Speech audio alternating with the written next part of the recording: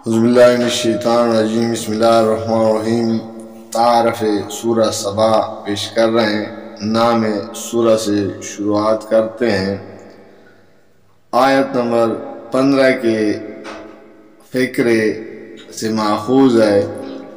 مراد یہ ہے کہ وہ سورہ جس میں سبا کا ذکر آیا ہے، زمانہ نزول اس کے نزول کا ٹھیک زمانہ کسی معتبر روایت سے معلوم نہیں ہوتا، البتہ انداز بیان سے محسوس ہوتا ہے کہ یہ تو مکہ کا دور متوسط یا دور اول، اور اگر دور متوسط ہے تو غالباً اس کی ابتدائی زمانہ ہے، جبکہ ظلم و ستم کی شدت شروع نہیں ہوئی تھی اور ابھی صرف تزک، استہزاء، افواہی جنگ، جھوٹے الزامات اور وسوسے اندازیوں سے اسلام کی تاریخ کو دبانے کی کوشش کی جا رہی تھی۔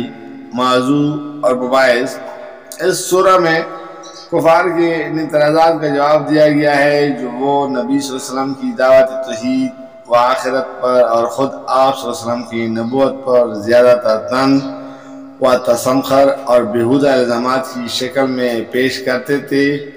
ان اعتراضات کا جواب کہیں تو ان کو نقل کر کے دیا گیا ہے اور کہیں تقریر سے خود یہ ظاہر ہو جاتا ہے کہ یہ کس اعتراض کا جواب ہے۔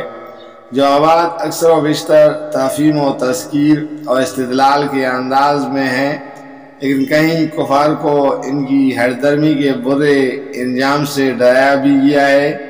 اسی سلسلے میں حضرت داؤد علیہ السلام و سلیمان علیہ السلام اور قوم سبا کے قصے اس غرض کے لیے بیان کیے گئے ہیں کہ تمہارے سامنے تاریخ کی یہ دونوں مثالیں موجود ہیں۔